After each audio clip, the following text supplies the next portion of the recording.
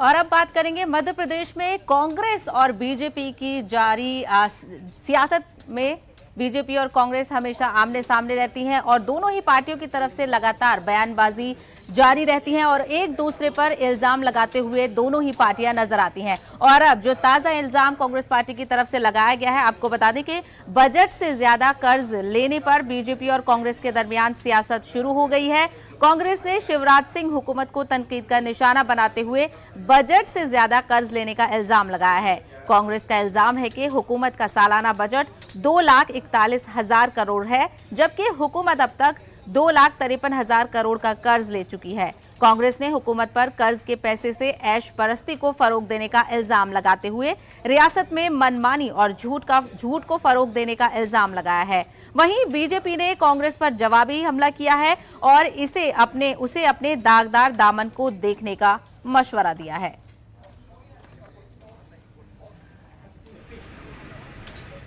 40,000 करोड़ रुपए का मध्य प्रदेश सरकार का बजट है और 2,53,000 करोड़ रुपए का कर्जा और 2,000 करोड़ और कर्जा लेने की तैयारी।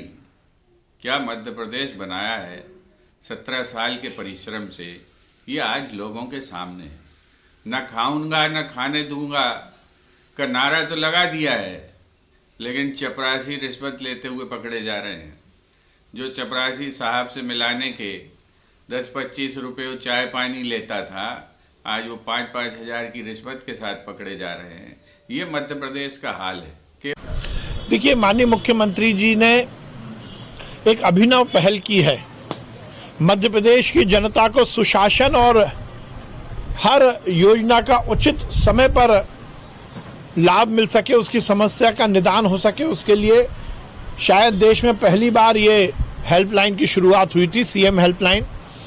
और हमारी सरकार में ये बहुत मजबूती के साथ काम कर रही है। कल माननीय मुख्यमंत्री जी ने ये जरूर कहा है कि इसको हम और मजबूत करेंगे और समय समय पर हम विभिन्न योजनाओं को सीएम हेल्पलाइन के दायरे में लेके आते हैं।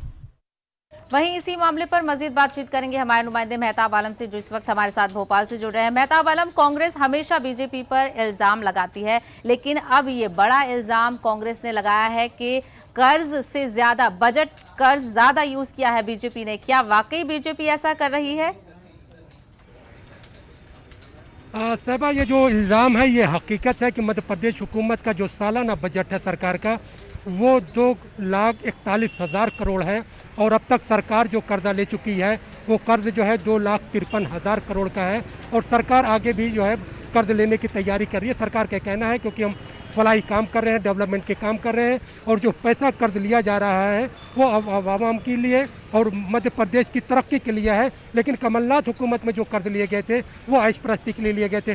तो दोनों एक दूसरे पर इल्ज़ाम लगा रही हैं, लेकिन शायद मध्य प्रदेश जो है हिंदुस्तान की पहली रियासत है जहाँ पर सरकार के बजट से ज़्यादा अब तक कर्ज लिया जा चुका है। अगर मध्य प्रदेश के कोई बच्चा पैदा होता है तो पैदा होते ही वो जो है 2.5 लाख का जो है कर्जदार हो जाता है। इतना कर्ज मध्य प्रदेश में लिया जा चुका है। अब सवाल बुनियादी तौर पर है ये कि जो कर्ज लिया जा रहा है, अगर हुकूमत ये कह रही है कि फलाई स्कीमों के नफाज के लिए है, तो फलाई स्कीमें और इंफ्रास्ट्रक्चर की बात करें तो बेरोजगारी इतनी क्यों बढ़ रही है, या फिर जो है जो दूसरे मामले हैं उनको लेकर अगर बात की जाए तो हुकूमत कहीं ना कहीं कटघरे में खड़ी होती है, जिसको लेकर कांग्रेस ने आईना दिखाने की कोशिश की है। दोनों पार्टियों के जरिए एक दूसरे पर इल्जाम लगाया जा रहा है, लेकिन ये सच है कि मध्य प्रदेश जितना कर्जदार हो चुका है इतना इससे पहले तारीख में कभी नहीं हुआ था। मेहताब आलम, वहीं अगर बजट की बात की जाए तो ऑलरेडी मध्य प्रदेश हुकूमत ने कई सेक्टर्स में बजट को बढ़ावा दिया था, कई गुना बजट बढ़ाया गया था। तो ऐसे में क्या जरूरत आ पड़ी बीजेपी को, क्योंकि क्या सही मायने में स्कीमों के जरिए इतना काम हो रहा है कि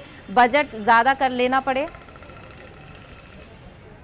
देखिए, काम की अगर बात करें, मैं सिर्फ मध्य प्रदेश के अक़लियती इदारों की बात करूं तो अक़लियती इदारे जितने भी है 2018 से किसी की तश्कील नहीं हुई है। बजट उन इदारों का कम कर दिया गया है। अगर मैं मसाजिद कमेटी का इमाम मुअज्जिनीन की बात करूं तो उनके बजट जहां पर जो 3 करोड़ जो है 80 लाख था, उसे घटाकर जो 1 करोड़ 80 जो है 60 लाख रुपये में कमी कर दी गई। इसी तरह से वक्फ बोर्ड की बात करें या फिर मदरसा बोर्ड की बात करें तो मदरसा टीचरों को 5 साल से तनख्वाह इसलिए नहीं मिली है क्योंकि वहाँ पर बजट नहीं है। तो अगर इसी तरह से दूसरे इदारों की देखें तो वहाँ पर भी जो है एम्प्लॉयज़ को बाहर का रास्ता दिखाया गया। अब सवाल बुनियादी तौर पर उठता है कि अगर हुकूमत ये कर्ज ले रही है, तो वो कर्ज किसके पास जा रहा है? कहीं जी। हुकूमत के जरिए इलेक्शन को मैनेज करने के लिए, क्योंकि कांग्रेस को जो इल्जाम है कि इलेक्शन को मैनेज करने के लिए ही ये भारतीय जनता पार्टी इतना कर्ज ले रही है और यही पैसा वहाँ पर खर्च किया जा रहा है। अगर डेवलपमेंट की बात है तो सड़कों की हालत देख लीजिए किस तरह से है, बेरोजगारी की हालत क्या है, और फिर यहाँ पर इंफ्रास्ट्रक्चर के नाम पर शराब में जो टैक्स बढ़ाया गया है, वहीं पर दूसरी तरफ देखें तो पेट्रोल डीजल की कीमतें सैकड़े को पार कर चुकी है। कल मध्य प्रदेश में डीजल की कीमत 100 के आंकड़े को पार कर चुकी है, और वहीं पर अगर आप पेट्रोल की बात करें तो वहाँ पर 110 रुपये से ऊपर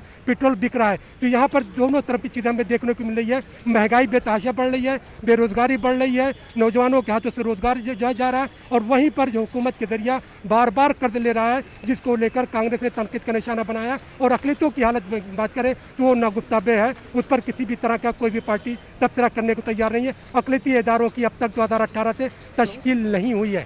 साहिबा,